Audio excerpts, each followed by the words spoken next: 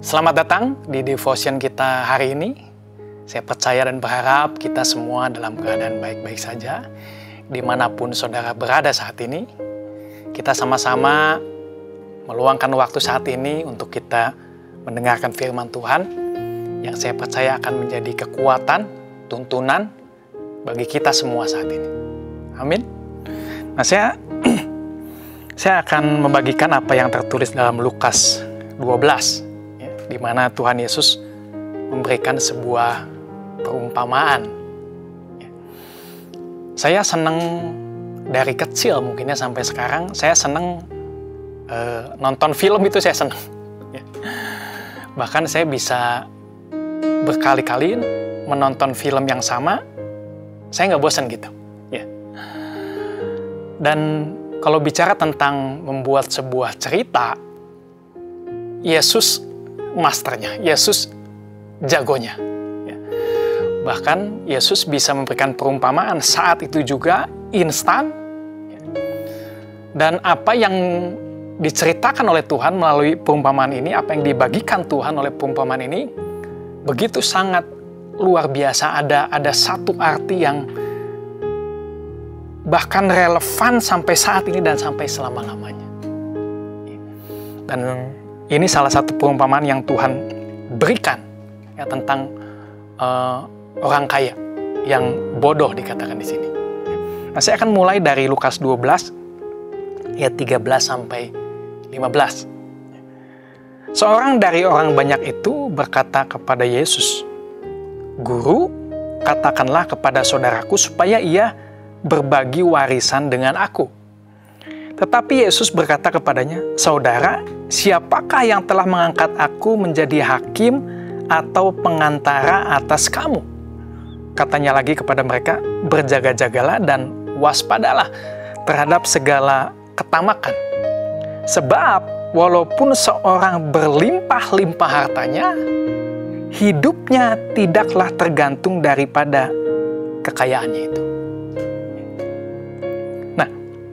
Sebelum saya lanjutkan ke ayat berikutnya, jadi ketika Yesus mungkin mengajar saat itu, ada banyak orang, tiba-tiba ada seseorang datang, ya, dan dia punya masalah. Ya. Dia bicara tentang harta warisan. Mungkin kalau saya bisa ambil kesimpulan, jadi orang ini mungkin ayahnya sudah meninggal, ya, dan kakak yang paling sulung yang mendapat warisan dikatakan mungkin tidak mau berbagi warisan kepada dia. Gitu. Dan orang ini mendatangi Yesus dan dia menyebut guru. Ya. Supaya berharap bahwa Yesus bisa memberikan solusi. Ya. Berharap bahwa Yesus bisa memberikan satu saran kepada kakaknya, akhirnya kakaknya bisa mau membagi warisan dengan dia, gitu.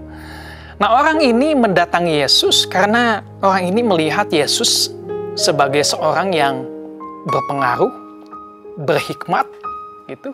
Ya. Sehingga pendapatnya, ketika dia mengungkapkan pendapatnya, dia berharap pendapatnya itu bisa diterima oleh kakaknya sehingga kakaknya bisa mengikuti ya, pendapat Yesus ini untuk membagi warisannya. Ya. Jadi pada zaman itu guru atau rabi gitu, perkataannya bisa membawa pengaruh pada seseorang gitu. Walaupun rabi atau guru ini tidak bisa memutuskan tentang perkara harta warisan ini, tetapi pendapatnya bisa diterima, bisa dijadikan acuan, tuntunan untuk seseorang akhirnya mengikuti ya, karena sebagai seseorang yang mungkin dihormati. Nah, itu harapan orang ini kepada Tuhan. Ya, berharap Yesus bisa berkata sama kakaknya ya, untuk bagi warisan gitu, dan akhirnya kakaknya bisa mengikuti apa kemauan perkataan dari Yesus ini ya, untuk memenuhi keinginan orang ini untuk berbagi warisan.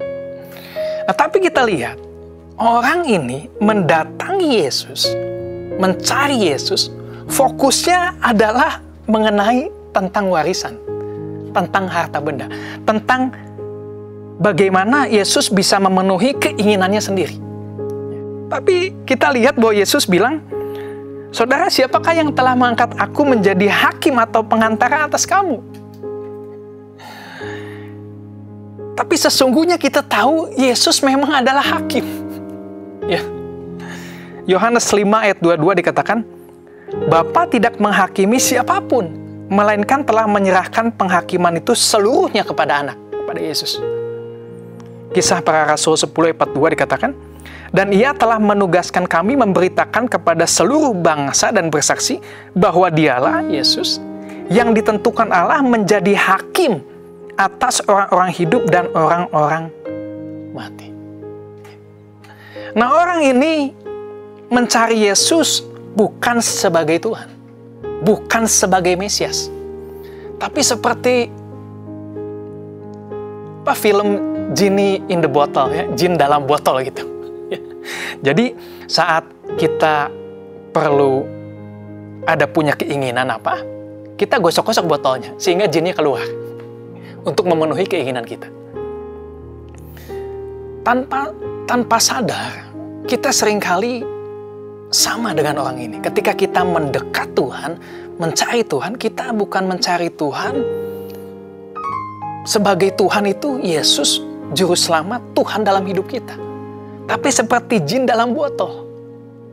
Ketika kita memerlukan sebuah mujizat, ketika kita membutuhkan pertolongan, ketika kita punya keinginan, maka kita menggosok botol gitu, supaya jinnya keluar dan memenuhi keinginan kita.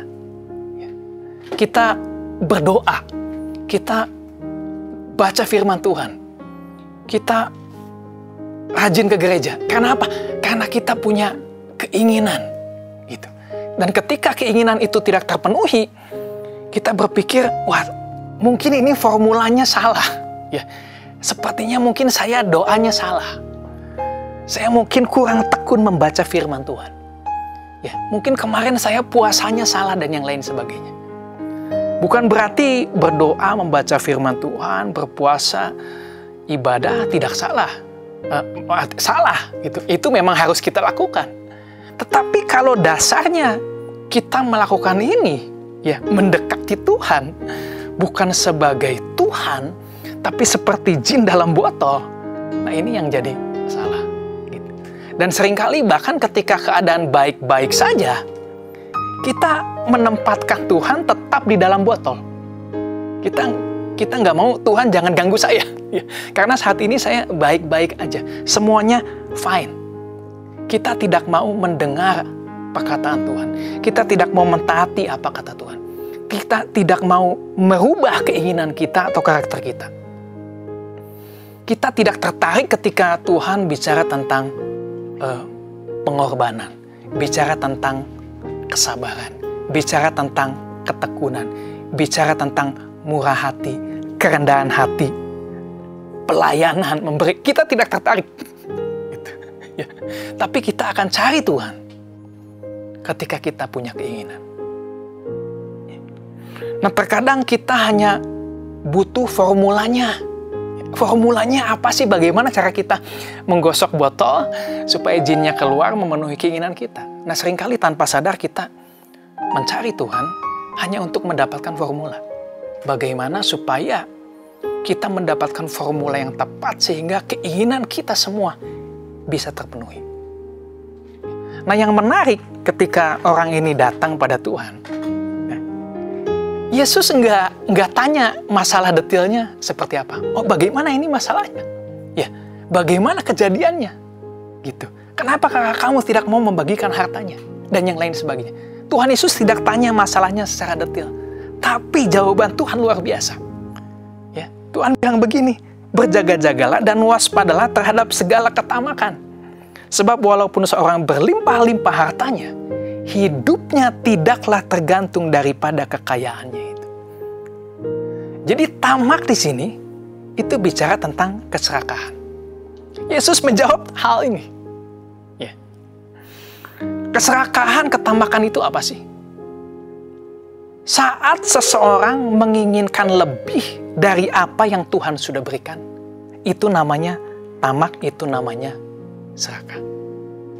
Kita ingat pada saat bangsa Israel di padang gurun gitu, ya, mereka ingin mendapatkan makanan, ya, Tuhan mendatangkan mana turun dari langit, ya, gitu.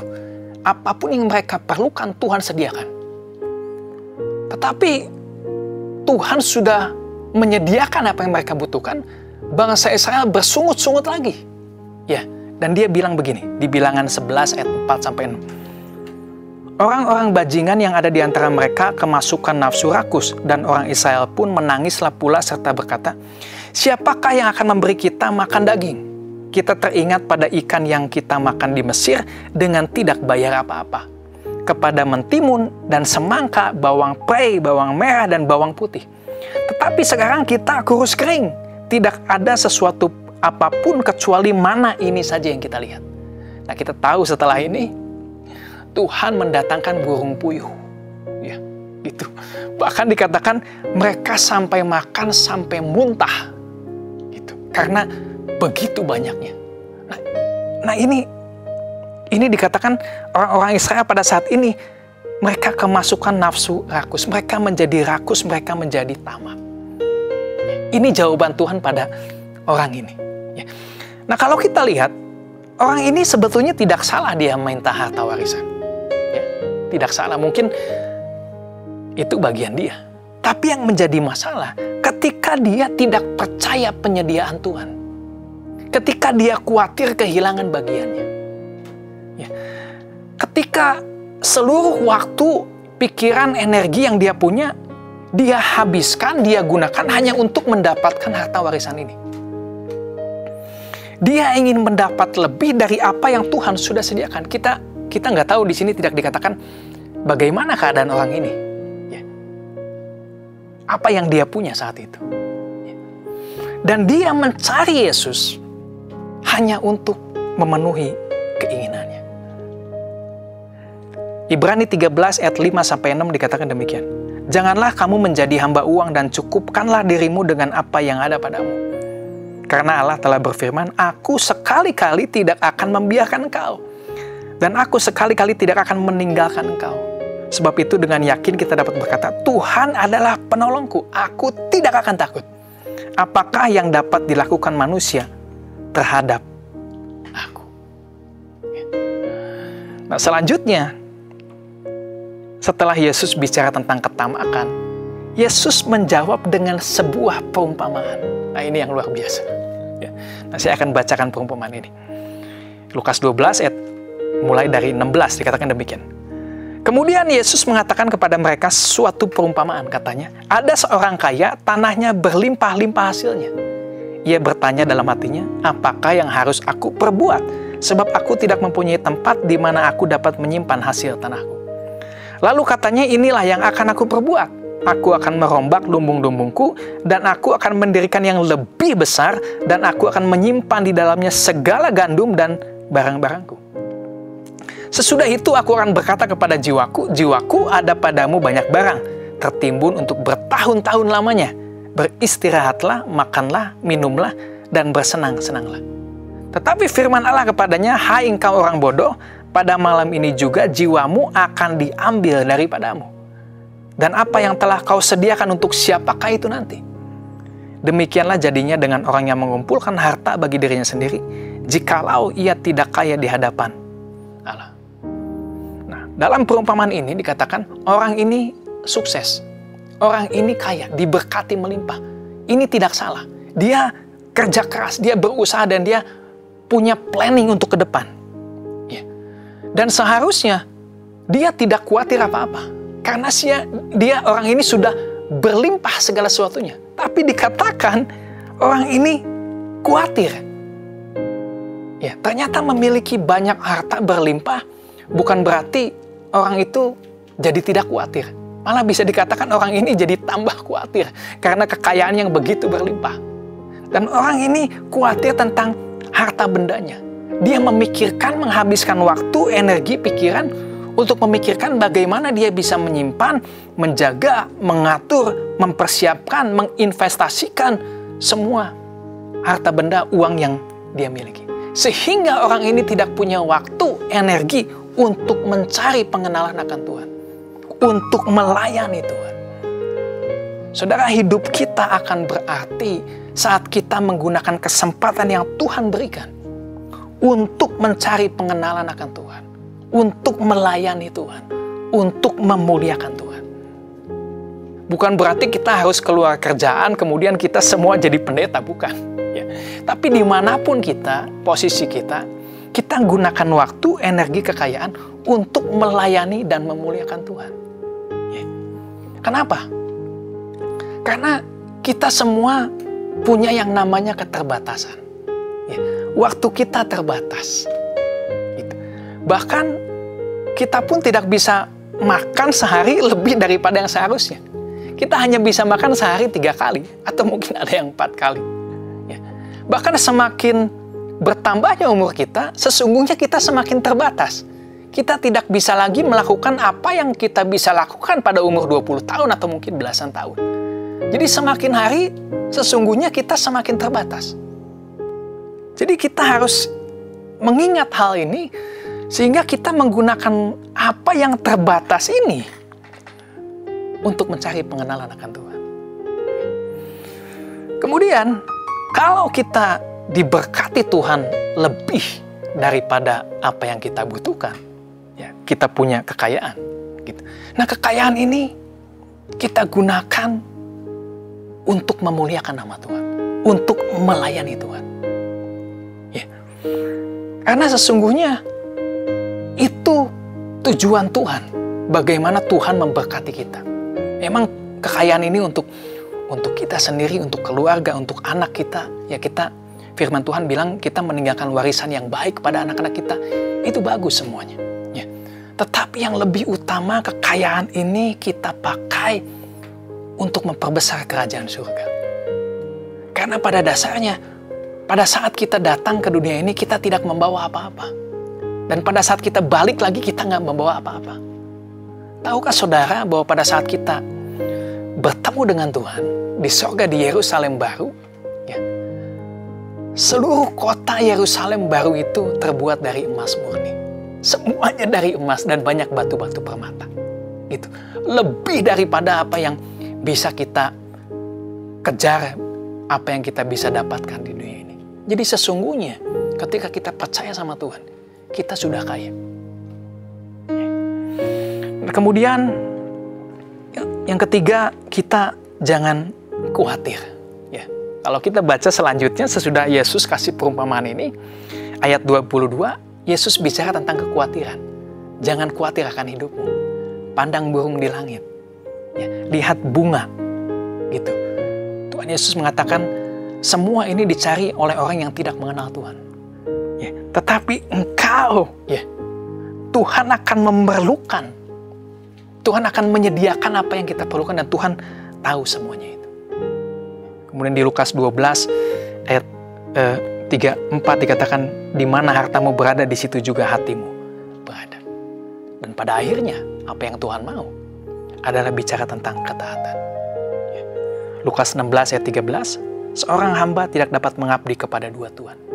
Karena jika demikian, ia akan membenci yang seorang dan mengasihi yang lain. Atau ia akan setia kepada yang seorang dan tidak mengindahkan yang lain. Kamu tidak dapat mengabdi kepada Allah dan kepada Mammon. Jadi, ada 4 hal yang saya bagikan, bahwa kita ingat kita punya keterbatasan. Kemudian kedua, kekayaan ini kita gunakan untuk memuliakan Tuhan. Ketiga, kekhawatiran, kita jangan khawatir. Tuhan tahu apa yang kita perlukan dan Tuhan akan mencukupkan apa yang kita butuhkan. Yang keempat adalah ketaatan. Yang Tuhan mau adalah ketaatan. Kita mendekati Tuhan, kita mencari Tuhan sebagai Tuhan, sebagai Juru Selamat, sebagai Tuhan satu-satunya dalam seluruh aspek kehidupan kita. Amin. Mari kita tutup dalam doa. Tuhan Yesus, terima kasih untuk firman-Mu Tuhan. Kami mengucap syukur untuk apa yang sudah Engkau sediakan bagi kami Tuhan. Engkau tahu apa yang kami butuhkan, apa yang kami perlukan hari-hari ini, bahkan sampai seumur hidup kami Tuhan. Kami apa yang kami butuhkan untuk membangun keluarga kami, untuk pasangan hidup kami, untuk anak-anak kami bersekolah, bahkan sampai masuk ke jenjang yang lebih tinggi. Kami percaya Engkau mengetahui segala sesuatu yang kami butuhkan, dan Engkau akan menyediakannya, Tuhan. Dan biarlah selama hidup ini kami bukan mencari kekayaan, Tuhan, tapi kami mencari Engkau, Tuhan. Kami mengabdi kepada Engkau, Tuhan. Dan biarlah apapun yang kami punya, Tuhan, kami akan gunakan sebaik-baiknya, Tuhan, seperti untuk Engkau, Tuhan. Terima kasih, Tuhan. Hamba-Mu berdoa untuk semua yang mendengarkan firman Tuhan hari ini, diberkati. Tuhan, apapun yang mereka perlukan, butuhkan, Engkau akan cukupkan, bahkan berlebih, Tuhan. Untuk pasangan hidup, untuk anak cucu mereka, Tuhan, Engkau cukupkan, Engkau lindungi, Tuhan. Perlindungan-Mu yang sempurna turun atas mereka, Tuhan. Dan biarlah setiap kami bisa menjadi kepanjangan tangan-Mu, menjadi saluran berkat-Mu, melayani, mencari pengenalan akan Engkau untuk kerajaan-Mu. Terima kasih, Tuhan. Kiranya berkat, kasih setia, perlindungan yang daripada-Mu turun atas kami semua, mulai hari ini sampai selama-lamanya. Amin. Sampai jumpa. Tuhan Yesus memberkati.